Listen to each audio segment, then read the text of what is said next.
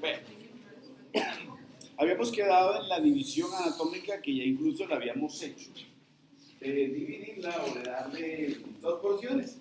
Sus dos tercios anteriores visibles, móviles, y su tercio posterior no tan visible, base o raíz de la lengua, su parte inmóvil, entre comillas.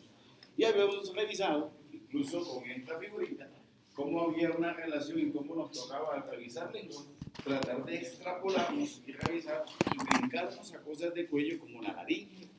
Y revisábamos los cartílagos laringeos, pero en especial necesitaba uno solito. De toda esa historia de la laringe necesito revisar el cartílago epiglótico, ¿cierto? Y esa relación con lengua. Ya habíamos quedado.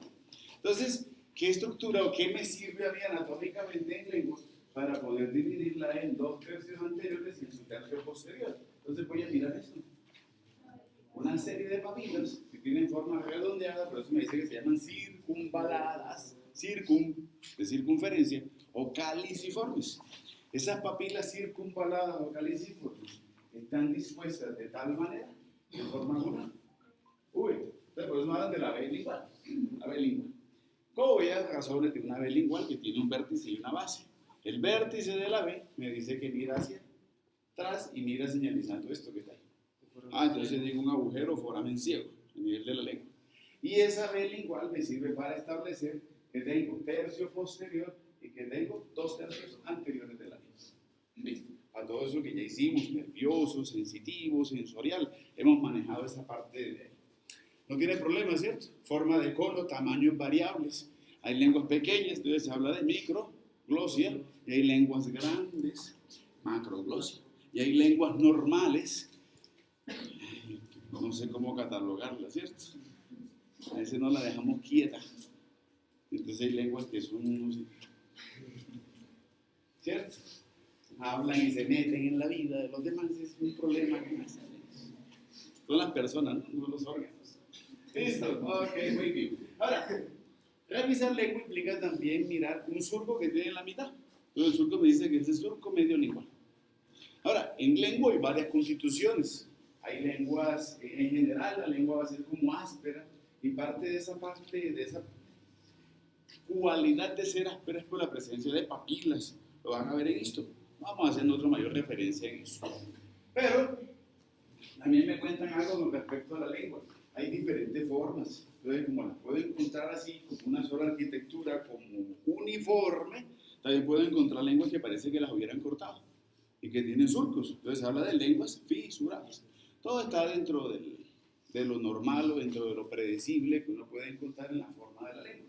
Sin embargo, con las lenguas que son fisuradas, que se sienten como espacios, hay doble problema para la persona, y es la limpieza, porque en esos surcos también quedan restos de comida.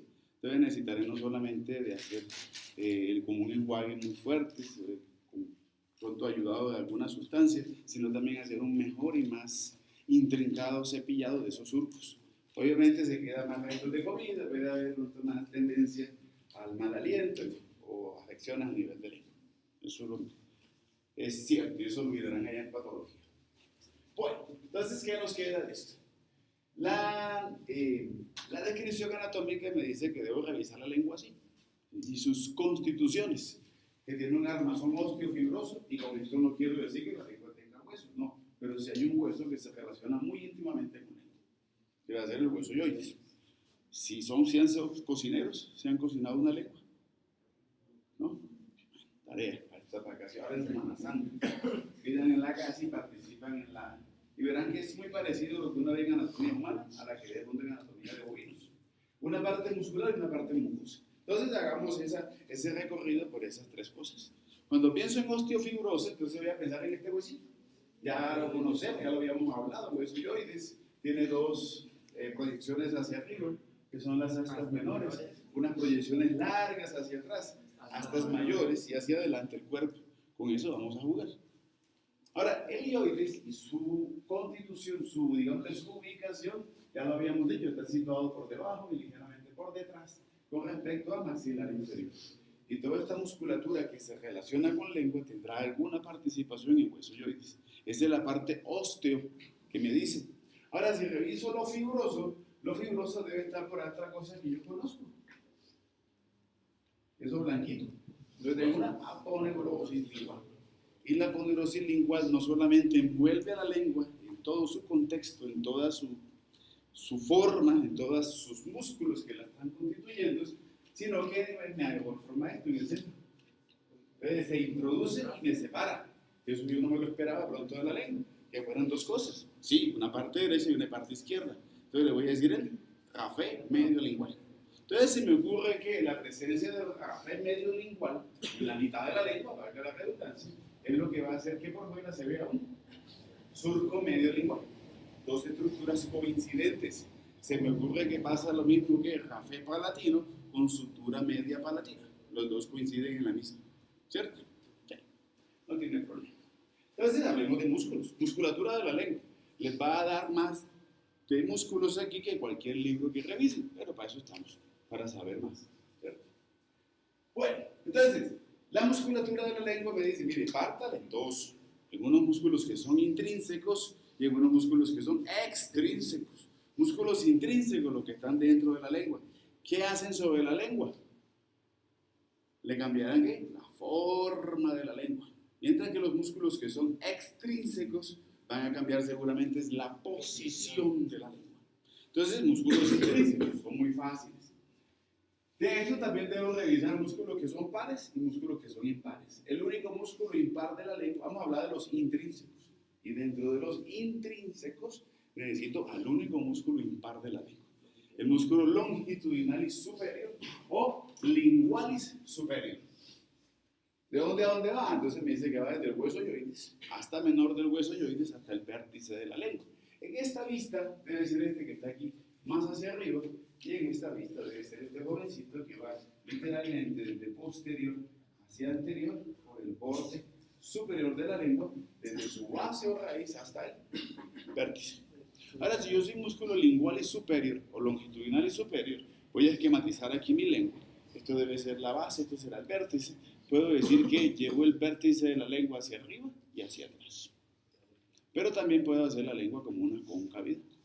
La contractilidad de él puede hacer que mi lengua adopte la posición de una U. No problema. El otro musculito, este que veo aquí, este sí es par. Entonces, si este era superior, yo voy a hablar del músculo longitudinalis inferior o lingualis inferior.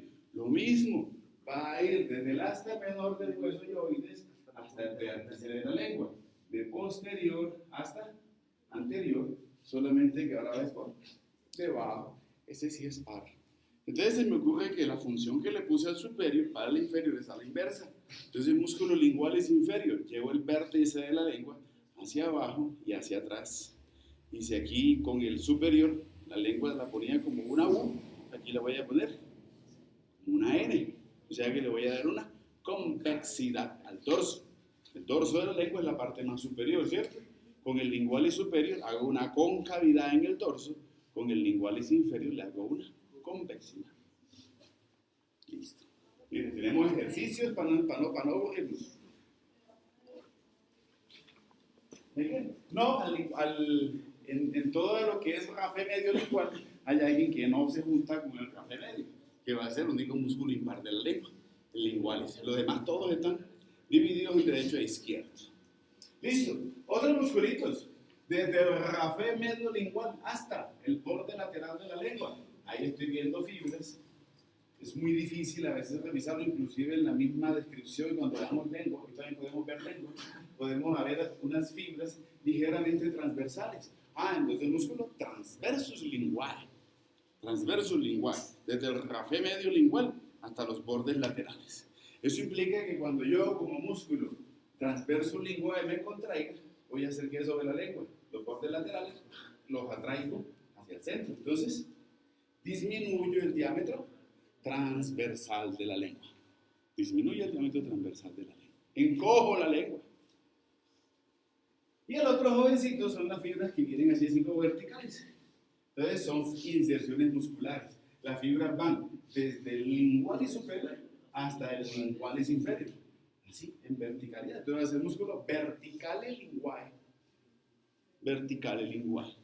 Y hago a la inversa. Porque yo como músculo vertical lingual, cuando me contraiga, Aumento el diámetro transversal de la lengua. ¿Cierto? Listo. Ahí están los intrínsecos. Extrínsecos. Es muy fácil. Un cortecito también lo vamos a mirar. Eso no tiene mayor problema. Vamos a utilizar estas amiguitas que estaban aquí. En la cara interna. Perdón. Cara interna de la sínfisis mandibular. Entonces yo revisaba aquí unas jovencitas, unas sobresalientes. Netter me dice que son los tubérculos mentonianos. Yo les decía apófisis mentoniana, también les decía. Yo le digo, no, mejor apófisis geni.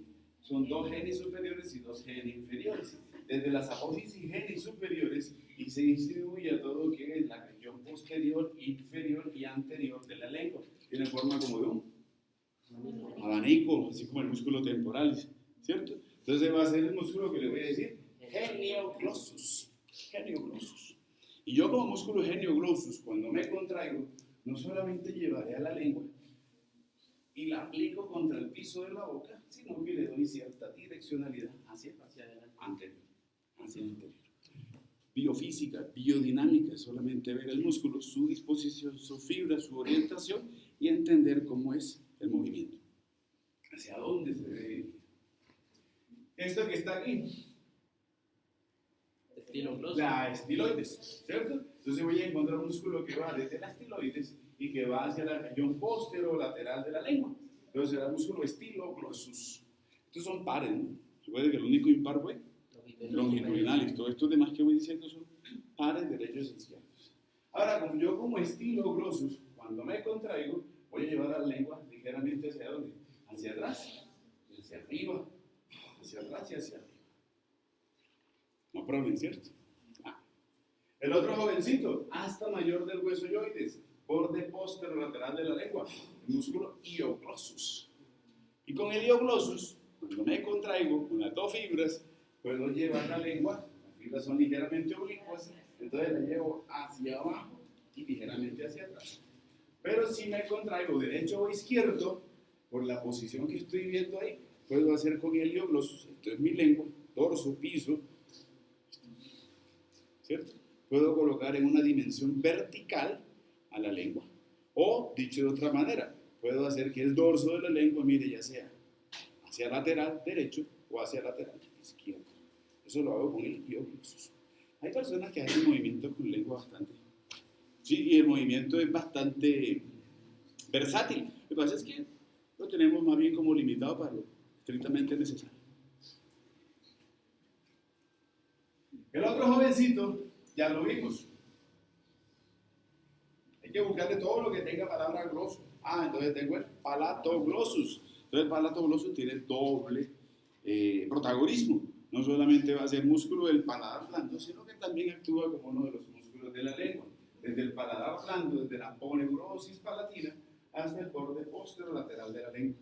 Y si yo soy palatoglossus, si tengo el punto fijo a nivel de paladar, llevo la lengua ligeramente hacia arriba y hacia atrás.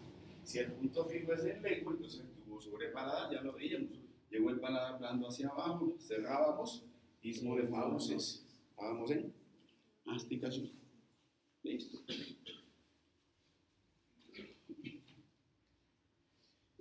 A ver si no se me pierde en esta figurita.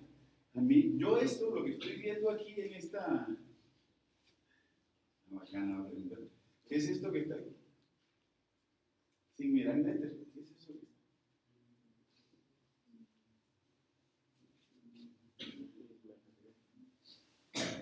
Si yo veo esta región de la faringe, estoy viendo esto que está por detrás, que no solamente esto lo veo como una estructura ahí por el corte, como formita, sino que debo buscarle todo su contexto.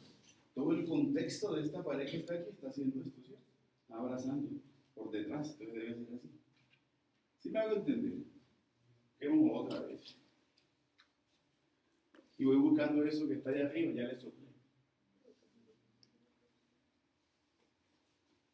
Voy buscando otro. Más adelante está el contexto. No me pierdo.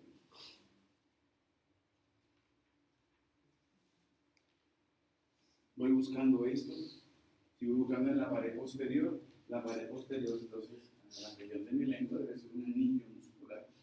cierre esa región posterior. ¿Qué estaré pensando ahí? Faringe, constrictor superior faringis. Entonces, si vuelvo a esta imagen, no se les olvide, revisen teoría imágenes, que eso los va a ubicar bastante. Esto que estoy viendo aquí, y que Netter me trata de mostrar, es como una media luna que está en la cara posterior de la lengua. Estoy en región de la orofaringe, y eso que está ahí tiene que ser constrictor superior faringis. Y si eso es así, entonces, ¿qué es esto que está aquí?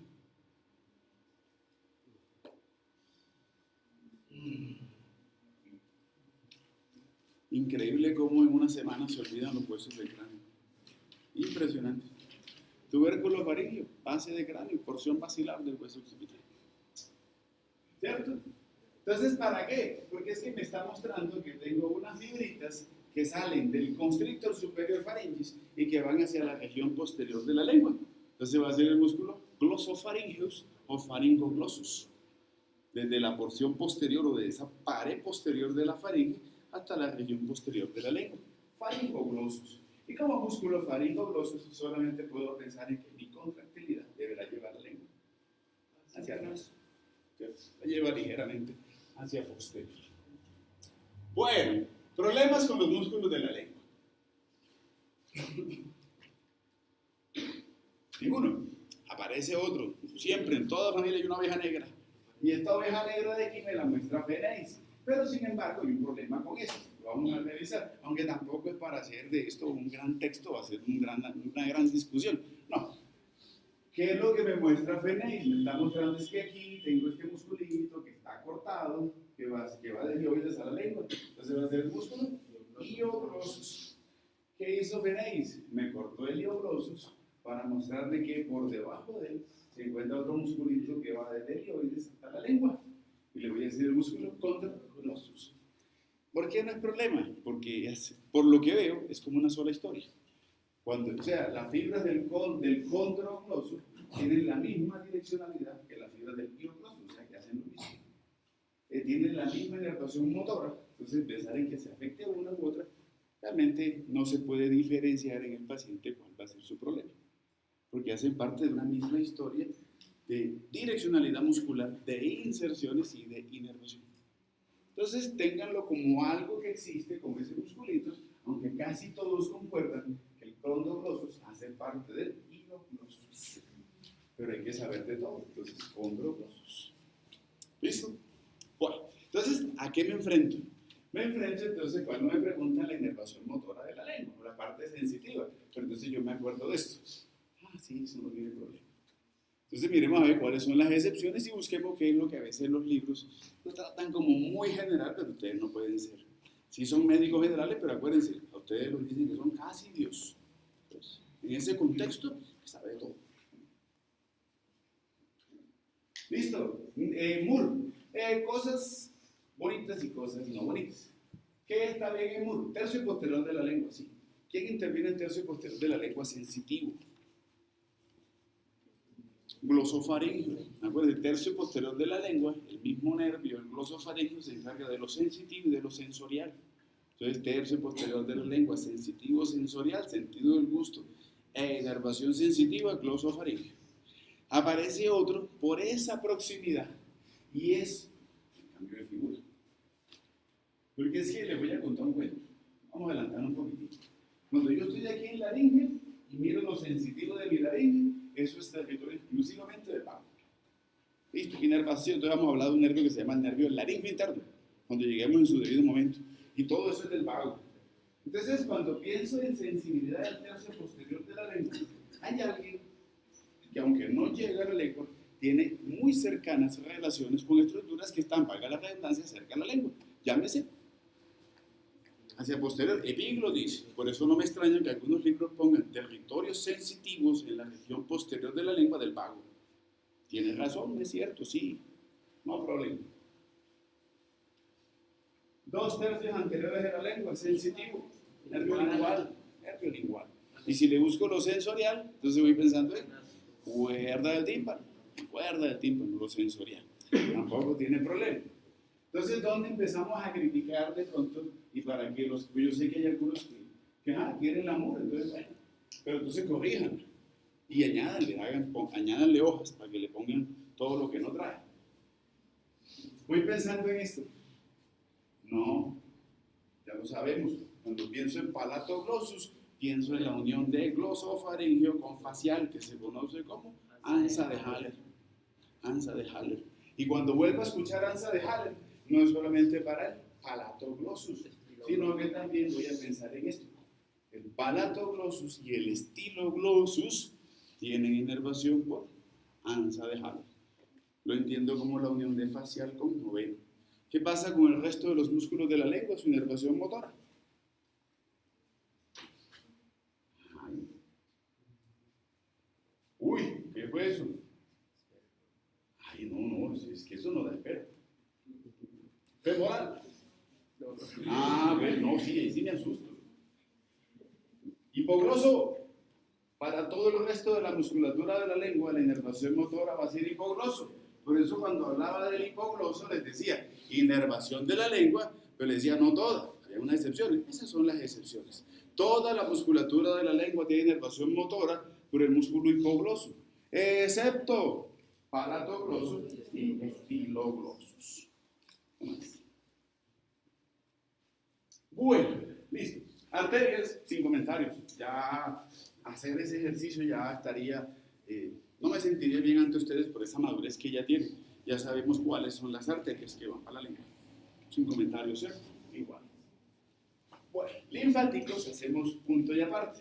La lengua está sometida, posibilidades como cualquier órgano, la lengua es uno de ellos, alta incidencia de cáncer de lengua. Acuérdense, con una eventualidad que es el dorso. Todas las demás lesiones me hacen sospechar de pronto menos las del dorso. Pero todo hay que estudiar, todo hay que mandarlo a biopsia.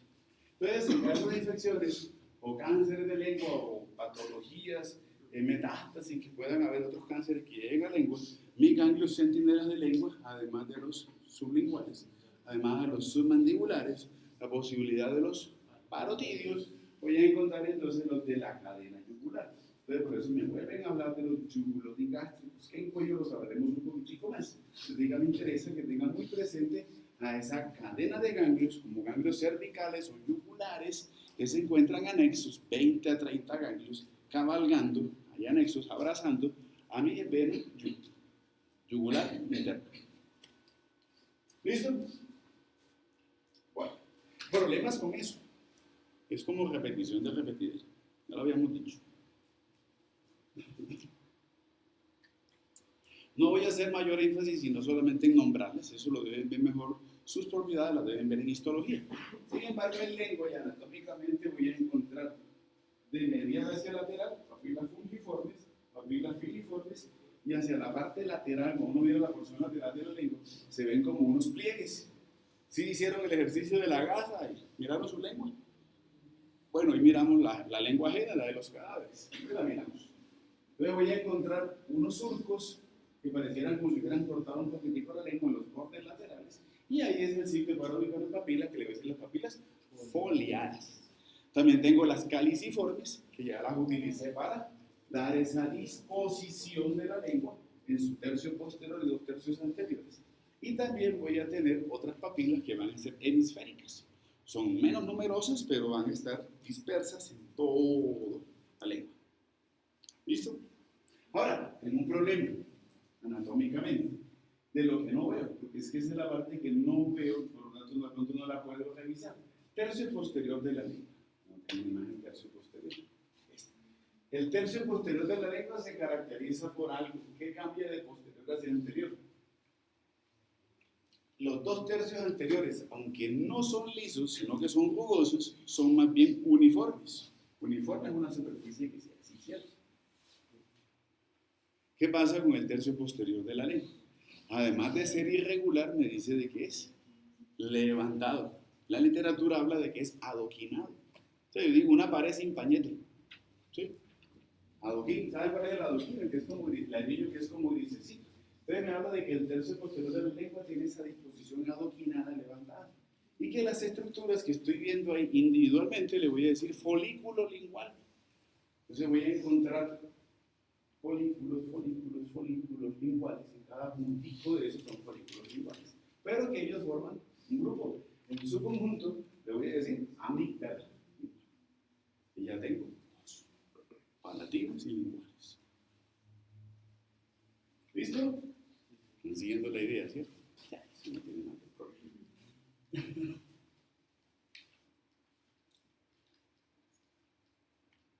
Voy, listo, muy bien. También una parte histológica, sin embargo, las papilas se renuevan cada 10 a 30 horas. No se asusten, a veces llegan pacientes, le van a llegar pacientes que consultan, oye doctor, es que hoy tengo aquí una mancha blanca aquí. Ah, bueno, no, tranquilo. Vamos a cambiar, ¿qué crema está? Ah, vete para el odontólogo. El odontólogo no sabía, que la pasaba a ver en otras cosas y eso no le puso cuidado, pero el odontólogo tampoco. No, eso es de médico general. Eso es complejo, eso sale de mi área de conocimiento. 20 en 8 días. En 8 días no vuelve a repetir. Entonces, mire, el día que yo vine las tenía aquí la manchita blanca y aquí era rojo, pero 2 días después, donde estaba blanco, se puso rojo y donde estaba rojo se puso blanco. Muy interesante. Vete otra vez en análisis. 20 en 8 días después. Entonces, hagamos esta terapia, no sé, cualquiera, cetiricina o qué cosa ahí por ahí, para engañar al paciente. Listo, 8 días, se nos vuelve. Y doctor, donde estaba rojo, después todo se cambió. Ahora la mancha se pasó para atrás. Entonces estoy viendo cómo la lengua va cambiando en algunas disposiciones y voy viendo cómo va teniendo varias tonalidades. Eso se llama glositis migratoria benigna, también conocida como lengua geográfica. Esa renovación de papilas cada 10 a 30 horas, los cambios en coloraciones van haciendo de que se vaya reflejando esa renovación de papilas. Ojo con las manchas blancas, porque las manchas blancas pueden llegar a ser leucoplasias, que son precancerígenas. Pero es que esta mancha blanca iba cambiando. Él no me dijo, mire que tengo esta mancha blanca y la tengo hace como 2 o 3 meses y me cepillo y no se me quita. Es permanencia ahí, está como ahí. Y no hay antecedentes de trauma que implique cicatrización. Pienso en una lesión precancerígena. Para que todos lo tengan por ahí como contextos. Bueno, no voy a hablar de eso. Solamente era ahí para refrescar un poquitico. Sabores, ¿qué detecto? Eso también es fisio, eso también es histo, pero puedo hablar de esto, porque sé que por ahí les van a preguntar eso, entonces para que no se corche. No lo pregunto yo, otra persona me lo va a preguntar. Dulce, lo bonito. Dulce, vértice de la lengua. Cuando pienso en salados, bordes laterales y ácido amargo en la parte posterior. Y un quinto sabor que apareció, que no tiene como una descripción precisa, que es el sabor umami. El umami se dice que es, sí, ¿a qué sabe la carne asada? La carne asada, pero el sabor es salada, ¿no? Un sabor delicioso. Sabor es indescriptible. ¿A qué sabe el helado? Pues helado, pero sí, pero el dulce sí tiene algo de dulce, pero también tiene, dependiendo de lo que le coloquen, le da otro contexto al sabor, que son cosas a veces indescriptibles, no que solamente cuando se prueban se sabe, ¿cierto? Como los soplos, solamente cuando uno lo escucha sabe. No, ya no se lo olvida uno más nunca, después de un soplo. Explique un soplo en teoría. Anatómicamente que hay una comunicación, pero que suena que hay 2, 3 sonidos. No, eso hay que escucharlo. ¿Listo? Contexto. ¿Cuál es el nervio que se encarga de la sensibilidad, del sentido, del gusto, de lo amargo? ¿Qué?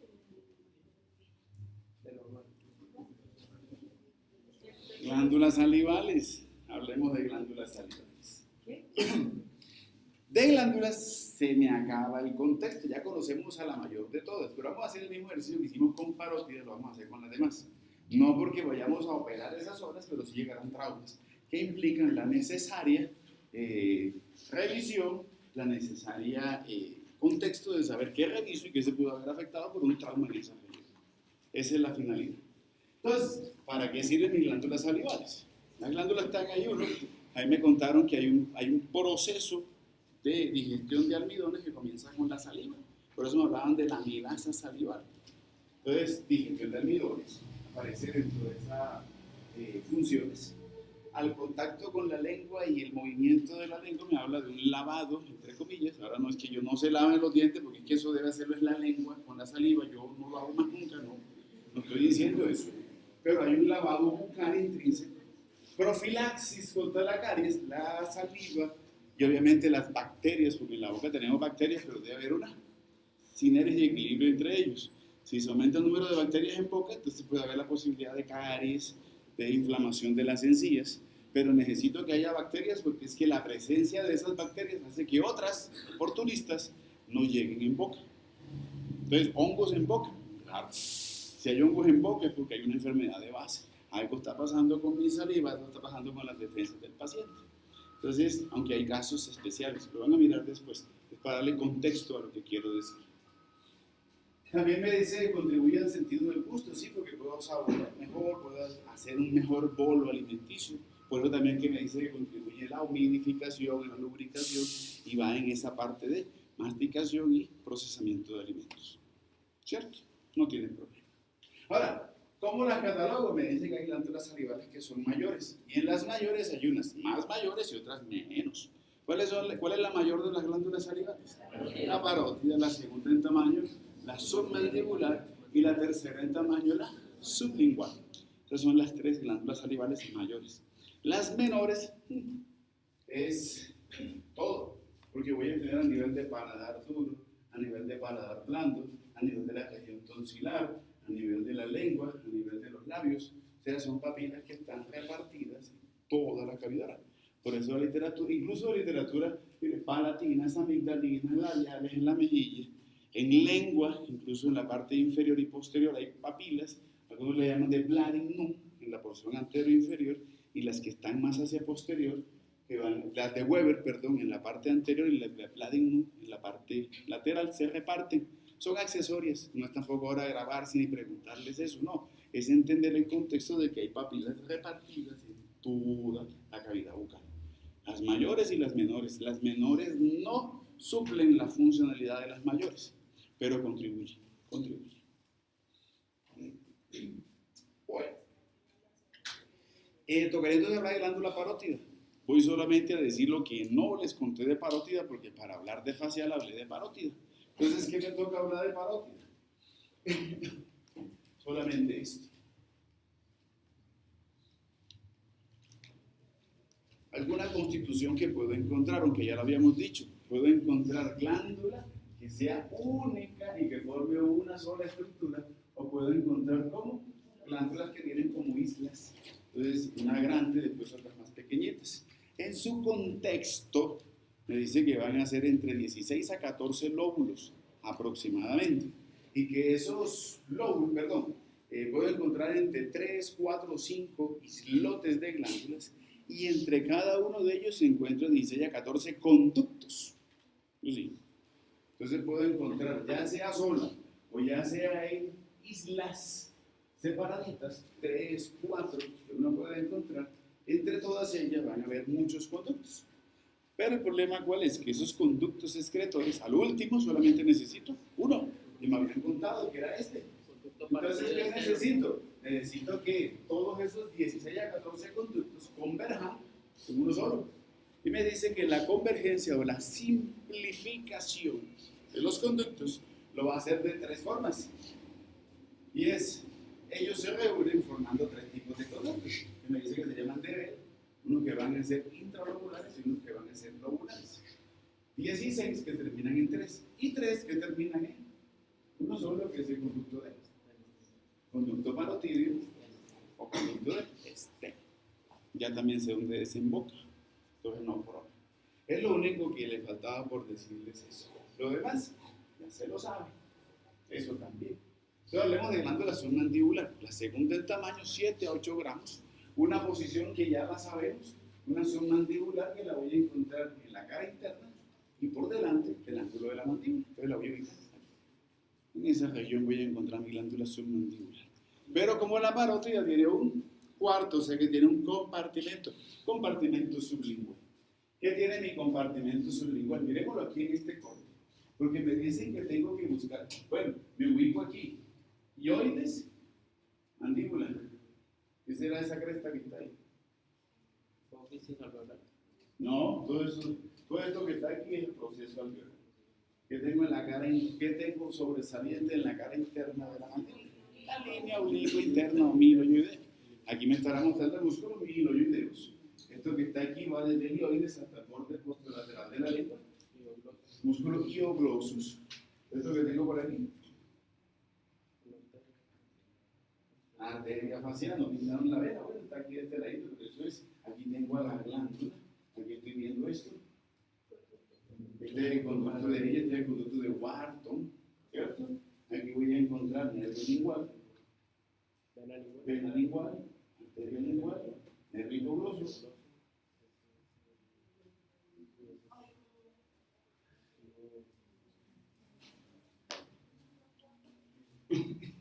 Ahí está.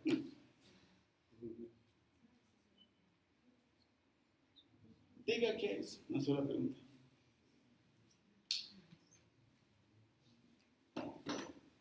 La cintilla maxilar. Tendón intermedio del digástricus. Estoy en el tendón intermedio del digástricus. Esto que está por aquí va a ser piel, tejido celular secundario. Esto que viene por aquí va a ser platisma, masseter fusinata. Listo. Estoy ubicado en ese corte. Pero al mirar a esa glándula, siempre la había mirado, me la había imaginado como una glándula que estaba ahí solamente como una sola isla en esa región anterior de la cara interna del ángulo de la mandíbula. Pero NET me muestra algo que también es cierto, y es que la glándula tiene como dos porciones, una porción inferior y una porción superior. Y que las dos porciones van a estar, digámosle, formadas, divididas o separadas por un musculito que conforma el piso de la boca, que va a ser el músculo miloideus. Por eso es tan difícil a veces la ubicación, pero una porción o un límite que será superior y externo. Entonces, por eso me hablan de un límite superior externo que está dado por piso de boca. Sí, es cierto, debo tener el músculo miloideus, como mucosa de piso de la boca. Pero un límite superior y externo que también va a estar dado por el cuerpo de la mandíbula.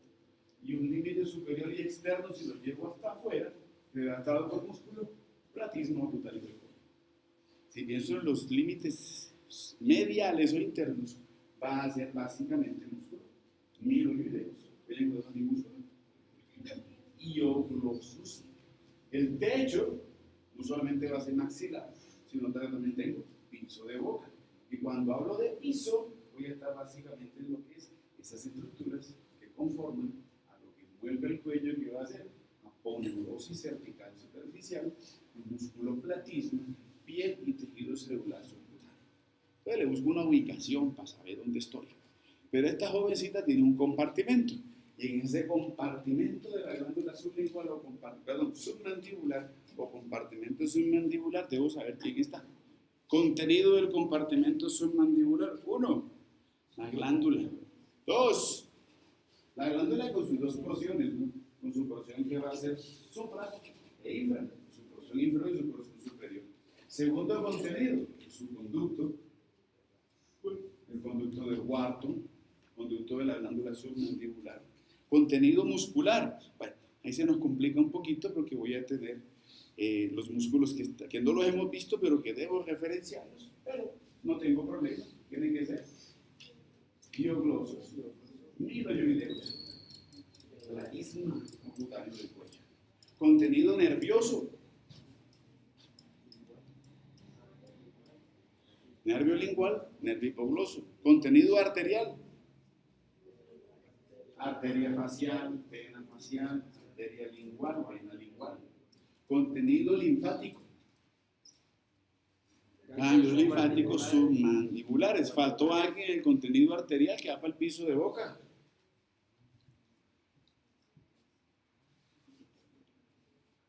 No, pues tantas cosas que van para el piso de boca, que cuentan con la mano. Nervio miloideo, arteria miloidea, vena miloidea, arteria lingual, entendiendo estas ramas de la arteria lingual, las que van sublingual y la lingual profunda, que va para el vértice, pero hay otra lingual que nace de la dentaria inferior. También la meto en ese contenido de ese paso. Entonces, todo lo que hay que valorar en un trauma de esto. ¿Comprendido? ¿Me hago entender? Eso es revisar esos contenidos y esa, digámosle, relación de estructuras. Digo, no porque vayan a entrar en esas zonas, sino porque llegarán traumas que necesitan saber qué valoro y a quién llamo, y qué signos o síntomas debo buscar en el paciente. En caso de trauma. Listo. Muy bien. Dos cositas, aunque ya lo habíamos dicho. Cuando yo quiero revisar la glándula y reviso el conducto de Wharton, ¿dónde le busco desembocadura? El conducto de Wharton. Ah, ya me lo habían contado. El conducto de Wharton desemboca en la base y a cada lado del frenillo lingual. A través de una carúncula lingual, un orificio umbilical, o también le digo ostium umbilical. Listo, nada más. Irrigación y lo demás, pues ya lo sabemos. Su funcionalidad también la sabemos, ya la conocemos. Sabemos cuáles son los nervios, los núcleos, más. Sabemos la historia desde el tallo cerebral. Ya me la habían contado. Listo. Segunda glándula en tamaño, la glándula salival sublingual. ¿Ubicada dónde? En la parte anterior. Si hablo de piso de boca, en su parte anterior. Si le busco la relación con el maxilar, está ubicado en la cara posterior de la porción anterior del maxilar inferior. ¿Cierto? Más facilita para ubicarla. Techo, piso de boca, el techo también será parte de lengua. La mucosa del piso de la boca será parte del techo de ese compartimento sublingual. Si quiero buscarle pared anterior, maxilar inferior, si quiero buscarle piso, hacia el músculo, mira el video, pero todavía aparece este jovencito que está aquí. Desde las apófisis inferiores hasta el hueso yoides. Entonces tengo músculo genioideus. Le busco un compartimento y se me ocurre que parte de la historia de esta glandulita y de estructuras que pasan por el piso de la boca deberán relacionarse en ese compartimento que ahora será sublingual. ¿Qué hay en un compartimento sublingual? Además de la glándula, sus conductos. La glándula sublingual y sus conductos. Ahorita los miramos. Sin embargo, ahí por encima de la glándula estoy viendo una serie de conductillos y huequitos que están a todo lo largo y ancho de su distribución. Contenido, vaya voy. Contenido que tengo en ese compartimento sublingual. Además de la glándula y además de sus conductos, que ya los vamos a ver, necesito revisar ganglios linfáticos. Entonces, ¿cuántos son? Los sublinguales. Nervios, hipogloso, nervio lingual, arterias, la sublingual y la lingual profunda, con su respectivo homónimo venoso. Y tengo otro nervio que me hace falta, además del lingual, debo encontrar nervio hipogloso, por ser el nervio que también es motor y que se reparte por la lengua y por el piso de la boca. ¿Sí o no? ¿Me hago entender? ¿Qué pasa entonces con la historia de los conductos? Es decir, los conductos de la glándula salival sublingual son muchos. La literatura me dice que van a ser entre 15 a 30 conductos, muchísimos. ¿Cómo hace para drenarlos? Para que ellos busquen su drenaje en el piso de la boca. En esta figurita también estoy viendo un esto. ¿Sí se alcanza a ver? Se ven como los punticos. Entonces, lateral y ligeramente por encima del ostium umbilical o del conducto de excretor, del conducto de Wharton, o sea, aquí voy a encontrar los primeros conductos que sirven de drenaje para la glándula salival sublingual. Y esos conductos me dice que van a ser los conductos de Rivinus o Bartolino. Los primeros, ubicados ahí, los que más de pronto se ven, los que más arrojan secreción. De ahí hacia afuera voy a encontrar una serie de conducticos que se abren al piso de la boca y que van a estar lateral con respecto al piso de la boca, que son estos mismos que habíamos referenciados aquí. En su conducto se conocen como los conductos de Walter. Walter con H. Y listo, ahí está mi historia. La irrigación de la glándula y su funcionalidad, pues ya lo vimos. Entonces, pasamos. Señor. También la arteria submental, algo. Piso de boca, pero más de pronto para estructuras anexas más que por irrigación de glándula. Quiero más para la submandibular a la facial. ¿Listo? Preguntas con respecto al piso de la boca, dudas con glándulas salivales. ¿Qué leyeron que les perturbó y que no los dejó dormir y quisieron que soñaran con ellas? Pues este fin de semana. ¿Ninguno?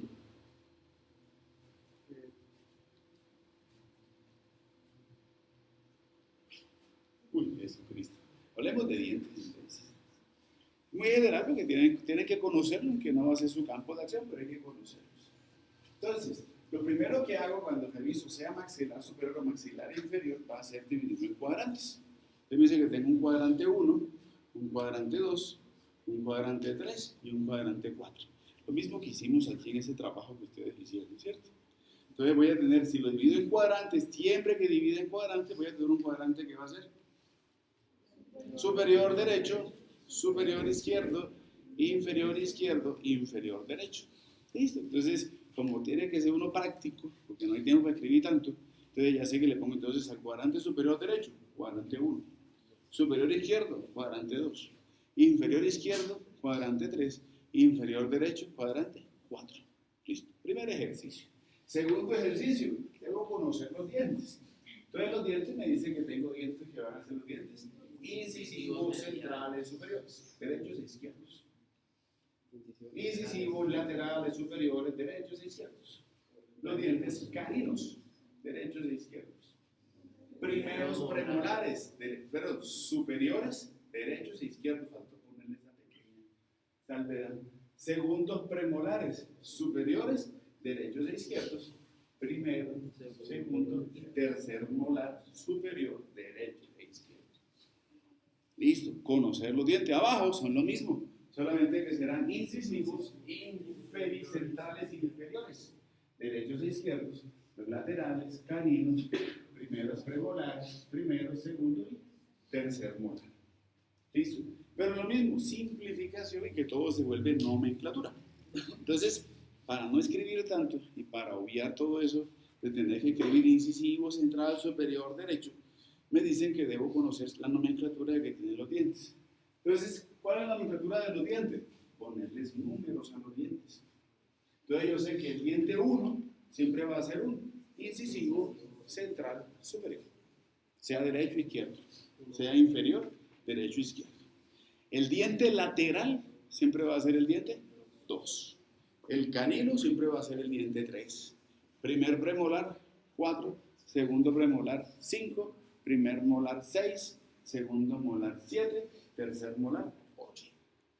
Entonces aquí simplemente tengo diente 1, 2, 3, 4, 5, 6, 7 y 8. Y si estoy acá abajo, lo mismo. 8, 7, 6, 5, 4, 3, 2, 1. Entonces, si todos se llaman lo mismo, ¿cómo hago para diferenciarlos? Porque es que todos son unos. Entonces, dependiendo de en qué cuadrante se encuentra. Si estoy en el cuadrante 1, entonces debo hablar de 11, 12, 13, 14. Si estoy en el cuadrante 2, 21, 22, 26, 27, 28. Si estoy aquí, 34, 35 y así sucesivamente. ¿Cierto? Entonces, cuando uno va a dar, hay que sacar del 38. Ah, sí, es la cordal o el tercer molar inferior izquierdo. ¿Sí me hago entender? Es la única manera de cambiarlo. En el cuadrante 1, en el cuadrante superior derecho, a todo le antepongo el número 1. 11, 12, 13, 14, 15, 16, 17, 18. En el cuadrante inferior izquierdo es el cuadrante 3. 31, 32, 33, 34, 35, 36, 37, 38. ¿Me hice entender? ¿Es claro el contexto? Muy sencillo. ¿Qué es lo otro entonces que debo saber? La nomenclatura en niños. Ah, bueno, ¿cuántos dientes tiene un adulto?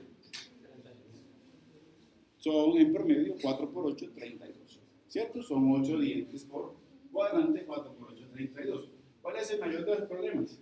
Cordales. Las cordales. ¿Cierto? Esa muela del juicio, porque sale a los 18. Aunque vemos gente que tiene 18 y sigue siendo bebés. Se comportan como niños, no maduran. Y envolviéndolo en periódico, pero bueno, ese es otro problema ya hormonal. Entonces, realmente las cordales tienden a veces a no salir. Problemas. Todo tejido que debe superar una parte embrionaria y no cumple con ese principio, entiéndase que quedan restos de esa parte embrionaria dentro del hueso, forman quistes. En algún momento eso puede formar quistes. Y los quistes son de dos clases en esto. Unos quistes que son los más comunes, dentígenos, y otros menos comunes, pero que son agresivos, se llaman los ameloblastomas. El problema es que si me forma un quiste de eso, hoy me operan, en un año y medio, pues son recidivantes, entonces toca volver a operar. Ameloblastoma, problema, si aparece, quítele medio maxilar. Entonces mejor prefiero una cirugía de cordales dolorosa que tener que enfrentarme a un quiste de esos que son tan cansones y que son, pues, mutilantes cuando aparecen. Eso lo van a ver también después. Listo, me cambio. Niños, ¿qué encuentro en niños? Estos que están viendo aquí en azulito son los dientes permanentes que se están formando, pero que no han salido todavía. O algunos están queriendo como salir. Pero quiero mirar la dentadura de niño en eso blanquito que veo ahí en hueso. Los niños tienen 20 dientes, o sea que son 5 por cada cuadrante. ¿Cuáles son los dientecitos? Voy a encontrar uno. Dientes son incisivos. Pero tengo que decir los decisivos, tengo que poner el apellido. Incisivo central, ya sea superior o inferior, derecho o izquierdo. Un incisivo, así como tengo central, tengo un incisivo lateral. Voy a tener un canino y tengo un primero y un segundo molar. Deciduos. Entonces, los niños no tengo ni tercer molar, ni tampoco tengo premolares. Alguna vez lo pregunté y al pobre pelado parece un tiburón. Niño de 4 años le pusieron hasta. No, el niño tiene 20 dientecitos. ¿Cierto? Central, lateral, canino, primer molar y segundo molar. Deciduos, superiores o inferiores, derechos e izquierdos. ¿Cómo simplifico la historia? Este seguirá siendo diente 1, seguirá siendo diente 2, este seguirá siendo diente 3. En el niño, el primer molar deciduo o temporal o de leche, más llamado de leche, va a ser el diente 4 y el segundo molar va a ser el diente 5. En el niño, los cuadrantes, en el adulto era 1, 2, 3, 4, en el niño va a ser 5, 6, 7 y 8. Cuadrante 5, el cuadrante superior derecho. Cuadrante 6, superior izquierdo. 7, inferior izquierdo. 8, inferior derecho. ¿Listo? Entonces, lo mismo. Corte. Y ahora que es un corte medio sagital y que estoy viendo la mitad. Izquierda, o sea que este es el cuadrante 6 y el cuadrante 7. 61, 62, 63, 64, 65, 71, 72, 73, 74 y diente 75. ¿Queda comprendido?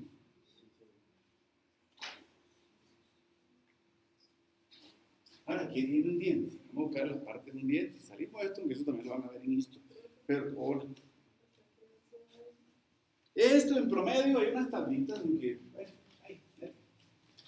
entonces, pero ya los niños no cumplen con estas tablas. Ya digámosle, no sé si el desarrollo hormonal, los tiempos, pero no se cumplen a veces estas, digámosle, parámetros de que uno espera. Deben salir primero los incisivos inferiores en un bebecito. Y más o menos el promedio debe estar entre los 6, 7, 8 mesecitos. Y a veces salen primero los caninos. Mi hija le pasó eso, parecía un vampiro.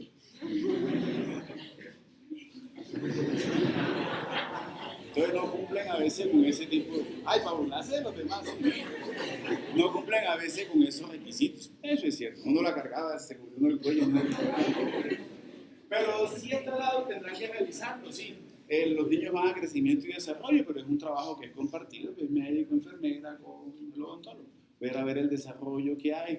Si normalmente se pueden dar a veces, o salen muy temprano, a veces salen muy tardecito.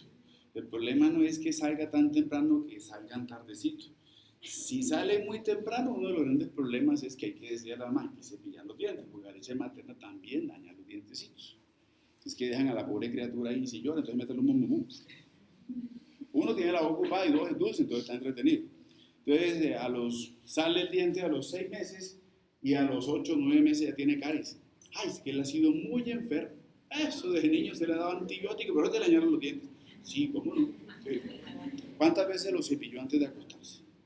¿Cuántas veces estuvo pendiente de no darle dulce? Ahí vamos en eso, ¿cierto? Pero uno no puede pelear con... Ah, sí, señora, sí, claro, no me dice, no lo cepillaste. Eso es cierto. Otra cosa es que los dientes traigan algunas alteraciones. Hay alteraciones que se llaman dentinogénesis imperfecta, entonces se forma poco, lo que vamos a ver ahorita, el tejido propio del diente. Pero acuérdense, en boca sana no hay enfermedades, en boca sana es una recentería, no entra cáncer, decía ella, incluso en el extremo, pero sí puede ser, pero es un factor gatillo predisponente. Muchas enfermedades son prevenibles y estas son prevenibles. Pregunta, cuéntenme. el contexto histórico, si lo sabía, que seguramente lo sabía, me olvidó porque son dientes de leche. Deciduos porque son temporales. De pronto leche porque son blanquitos. Entonces uno siempre referencia que, el diente del niño, también lo mismo. Pelado, su dentadura de niño era blanquita y la de adulto, mire cómo le salió amarilla. Es que la definición de diente es un órgano blanco amarillento.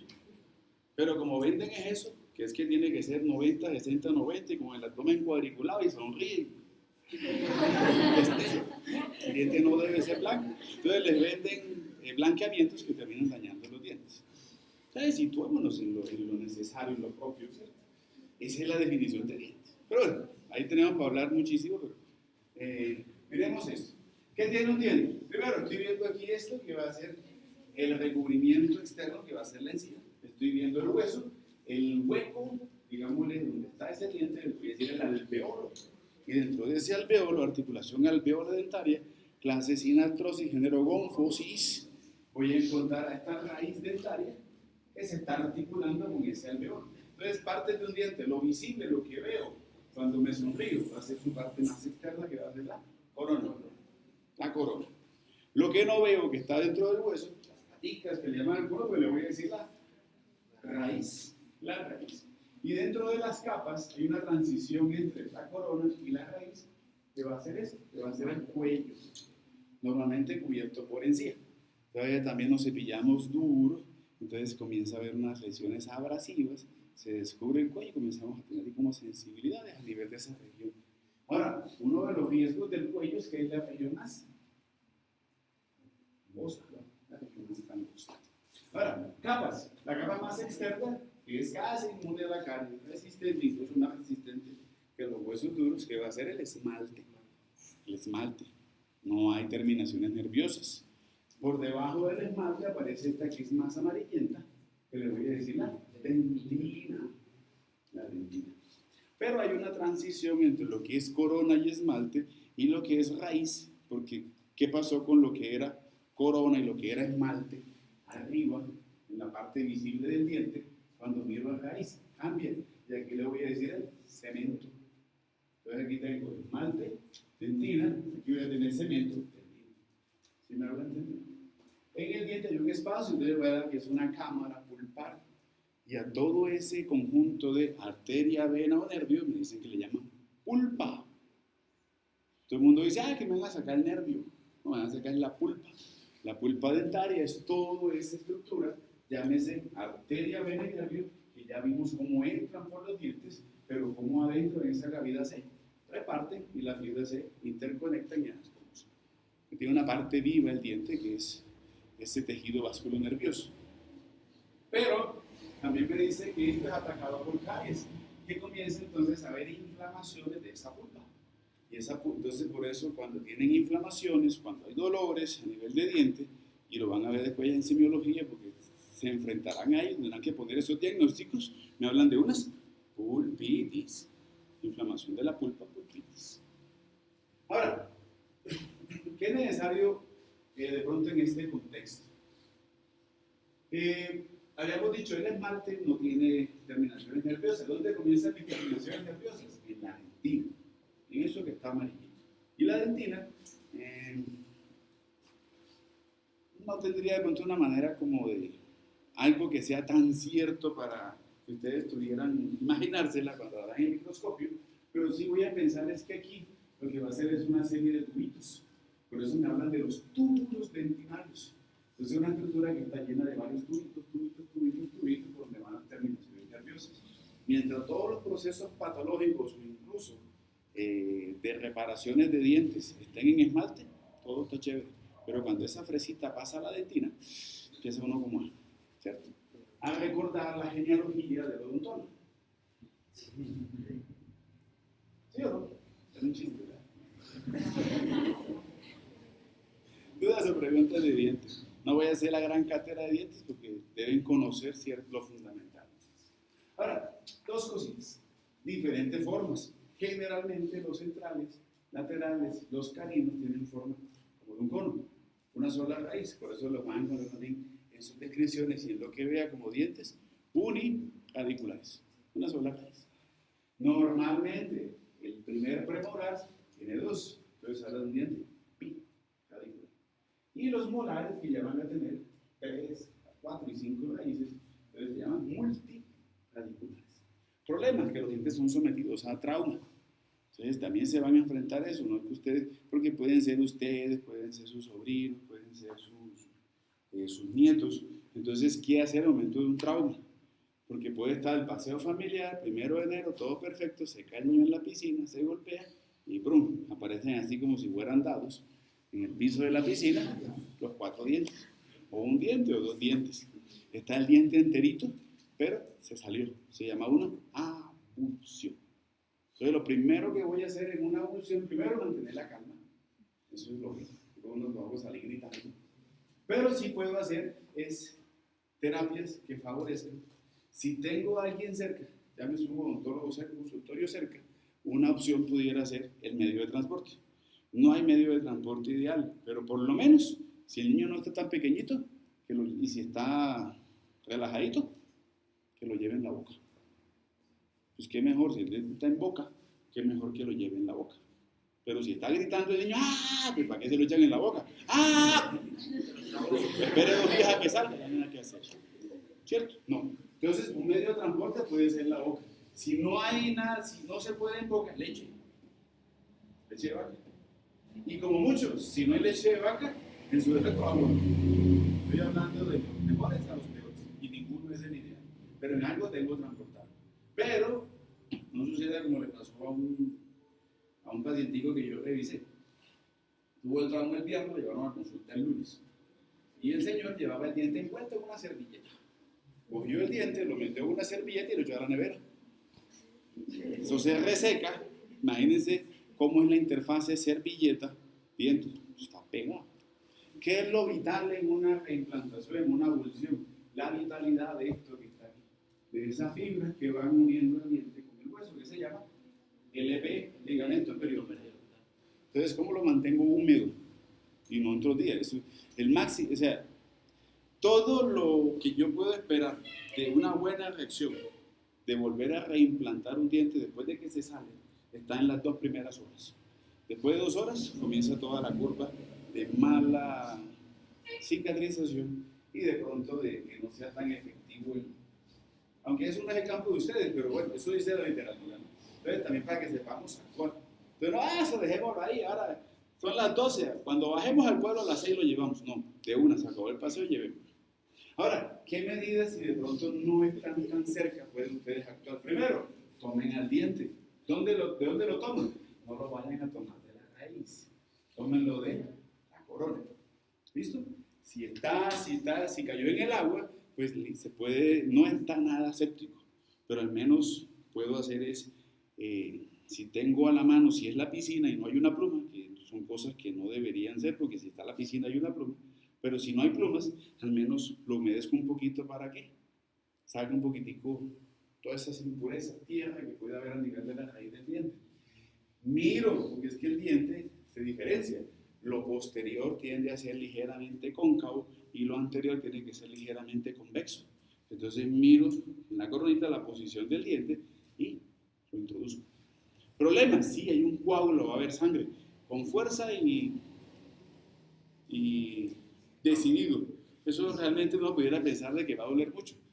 Pero en ese momento, cuando está en esa interfase, porque eso, el choque es, no veo el diente, o sea, adrenalina, eso realmente es sobrellevable, no es tampoco que vaya a ser algo doloroso. Introducirlo, pero por favor, que lo de adelante quede mirando para adelante, y no que lo de adelante para atrás, lo de atrás para adelante. Primero porque no encaja, pero colocarlo y listo, manténgalo y cierre la boca y vamos a un sitio. Ahora, si cayó en la tierra, lo ideal entonces es abrir la llave y poner la corona. Sigo sosteniendo la corona y pongo el chorrito en la pluma. No le voy a pasar cepillos. A ver, vamos. Que quede bien blanquito. Y traiga limpio, y traiga también el para que quede limpio. No, porque entonces, ¿qué sucede? Lo mismo. Ligamento periodontal. La vitalidad del ligamento periodontal es lo que va a hacer que mi abulsión tenga, digámosle, el resultado esperado del mantenimiento del diente en boca. Entonces, sé que se van a enfrentar a eso, ojalá no se les olvide, pero son medidas que uno puede tener. Acuérdense que saber todo un poquito. Y si es el hijo mío, o es mi mamá, o es mi papá, o es esa, me gustaría saberlo y no dejarlo ahí, ¿cierto? Ahora, si quieren, pues no hagan nada, pero es que si coloca un implante, el implante vale 5 millones de pesos y más. Entonces, fíjense cómo me ahorro 5 millones de pesos en una maniobra que, haciéndola bien, funciona. Lo otro, pues un implante. Vale, listo. Sigamos. Tejidos que están alrededor. Cuando miro dientes, debo revisar y esta fibrita me muestra toda esa eventualidad de transición que puedo encontrar. Lo normal es una encía y lo patológico es una encía. ¿Qué voy a encontrar? A una encía, que es la que se encarga de ese recubrimiento y de tapizar no solamente a hueso, sino también al diente. Y cuando hablo de esta encía, voy a mirar 3 tipos de encías. Una encía que va bordeando al diente, una encía que está entre diente y diente, y una encía que está tapizando no solamente dientes, sino toda la interfase de hueso. A todo esto se le conoce como la región periapical. Peri, alrededor de periapical. Entonces, la encía que se encuentra entre diente y diente, le voy a decir encía interdental, o también le digo encía papilar.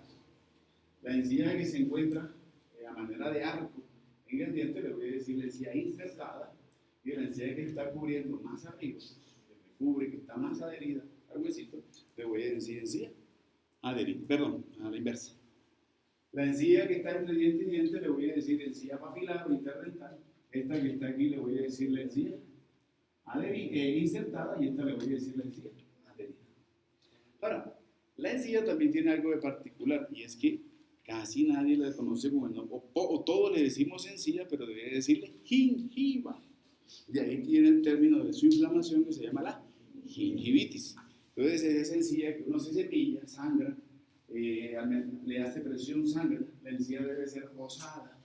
Si uno la mira muy detenidamente y ya en magnificación, debe encontrársele con unos punticos. La literatura me dice que parece como cáscara de naranja en ese contexto de los punticos. Y lo normal es que tiene que ser rosado, un rosado pálido, y que no haya ese sangrado al estímulo. Y aquí puedo encontrar, aquí al ladito, el ejemplo de una encía que ya cambió su constitución, se ve roja, y seguramente es una encía que al tocarla, al hacerle presión, al masticar o incluso el cepillado, sangra. Cuando hay esas inflamaciones de encía, entonces hablo de una gingivitis. Problemas con esta gingivitis, y es que llega la placa, y generalmente se da porque se nos olvida el uso de la seda. La verdadera y más importante herramienta de limpieza de dientes se llama seda dental. En segundo lugar, un buen cepillado. Y como tercera herramienta, los enjuagues. A veces me plantean en lo siguiente: voy de carrera, acabo de almorzar, tengo clase a las 2, pero faltan 10, entonces no me cepillo, no me paso la seda ahí, un enjuague y listo. No, eso no funciona. Entonces, siempre que queden restos de comida que normalmente se en estas regiones interdentales, comienzan las bacterias a apropiarse y a alimentarse de esos restos de comida, y digámosle que el desecho de las bacterias es ácido, y ese ácido provoca esa inflamación. Si la inflamación se mantiene, se perpetúa, pasa una semana, 2 semanas, 3 semanas, un año con la inflamación, ya deja de pasar a llamarse gingivitis, y la inflamación o la patología, al avanzar, empieza a atacar al hueso. Entonces ya comienza a llamarse una periodontitis. Y las periodontitis tienen un problema, y es que comienzan a destruir esto, el hueso que se encuentra alrededor del diente. Y ese hueso es el hueso que le da soporte al diente. Lo otro, tips, porque también tendrán que revisar muchas bocas. La altura del hueso va de la mano con la altura de la encía. Si se pierde hueso, la encía baja. ¿Qué pasa si yo a esta encía la bajo? Porque va siguiendo al diente. ¿Cómo se ve el diente? Con respecto a los demás, se va a ver como más largo. Va a tener la sensación de ver más largo al diente, no porque haya crecido, sino porque está más descubierto. Entonces, si ya veo zonas de diente o dientes que se ven más largo, la encía pierde ese relieve que debe tener en boca. La encía pierde esta figura que debe tener en boca, entonces la encía comienza aquí, tiene que bordear, y de pronto aquí, la encía llega acá. Sí, se perdió esa silueta, o la manera en que debe abrazar a todo ese conjunto de estructuras, llámese hueso y dientes, habla de una periodontitis. ¿Qué pasa con el tiempo si no se tratan las periodontitis? Pues si se pierde el hueso de soporte, el paciente manifiesta que los dientes se le mueven. Ay, doctor, es que yo la semana pasada incluso, yo mismo me saqué un diente, es periodontitis. No, es que hoy me mueve y después como en la tarde ya otra vez está durito y me demora duro como 2 semanas el diente, pero después vuelve y se me afloja. Entonces es periodontitis. Problema, no se les olvide, estas benditas bacterias de aquí de la boca, voy pensando en los estreptococos, no solamente se quedan en boca, sino que el estreptococo le gustan 2 cosas más. Las válvulas cardíacas y le gustan también las articulaciones. Entonces, véanlo por ese punto de vista. Incluso se han relacionado casos de periodontitis con abortos espontáneos. Entonces, la cosa es de cuidado. Y es cierto, si es la puerta de entrada a mi cuerpo, quiero que por lo menos mi boca debe estar impecable. Entonces, le guste o no, tiene que ir del odontólogo, por lo menos 2 veces al año. Y listo, por favor. Bueno, y lo último es hablar de ATM, ya para terminar, pero hay cositas que ya se salen de lo de ATM. Movimiento, ya lo conocemos. Yo hago elevación, también voy a hacer descenso, aunque no hemos visto eso, todavía el descenso, pero sí he visto la elevación. Cuando hago esa apertura, vamos a revisarlo cuando lleguemos a los músculos supravioletados. Solo estoy revisando el cierre, que ya lo vimos, la protrusión, la retracción y la terapia. Esos contextos lo hemos visto en cuanto a movimiento. Nos faltan los movimientos de cierre, los movimientos de apertura. Eso lo vemos en músculos infraviolentos. Tampoco clase y género, porque también lo conocemos. Tampoco el hueso o las estructuras que delimitan a la cavidad glenoidea. Sin embargo, necesito recordarles esto. El tubérculo articular. Si fueron buenos observadores y revisamos y nos acordamos del cráneo, ¿todos los tubérculos articulares son iguales? No. Voy a encontrar diferentes tubérculos articulares. Y desde su altura, desde su robustez, van a ver los diferentes cambios. En su grosor hay uno más grueso y otro más delgado. Entonces, terminemos el contexto para no perder la idea. ¿Qué necesito entonces? Como cavidad, como diartrosis, debe tener todos los constituyentes que tiene una diartrosis. Ahora, ¿qué no hemos visto en esos constituyentes? Aunque sí se ha revisado, ahorita empezamos a esta gran revisión de estructuras mucho más amplia de la que habíamos visto en la generalidad de las articulaciones. Aquí en este caso voy a tener esto, un fibrocartílago que tapiza a cada una de las 2 cavidades que entran en contacto. Llámese cavidad glenoidea del hueso temporal y entiéndase cóndilo mandibular. Pero entre los 2 tengo una cavidad articular, ¿sí? Es ese espacio que está ahí. Sin embargo, en mi cavidad articular aparece alguien interpuesto. Y ese alguien interpuesto va a ser un disco articular, o le voy a decir menisco articular. Para el caso de la ATM, hará de que queden 2 cavidades. Una porción superior que será suprameniscal y una inferior que será inframeniscal.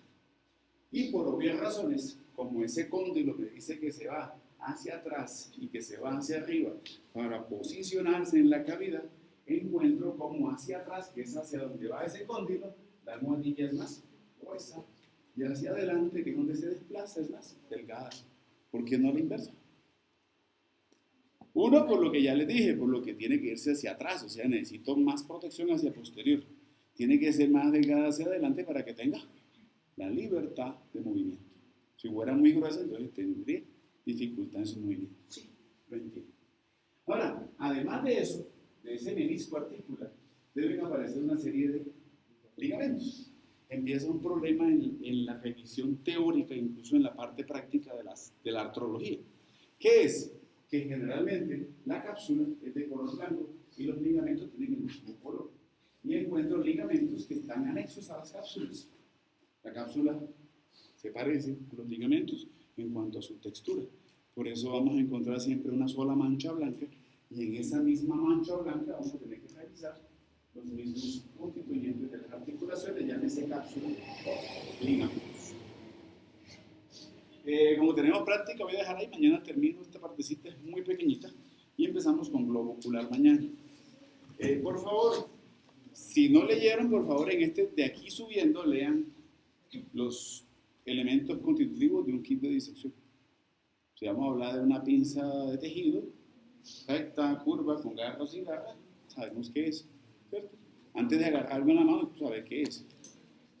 ¿Listo? Entonces, por favor, nos vemos a las 8. Antesito de las 8, faltando 5, no se le olvide las normas, todo.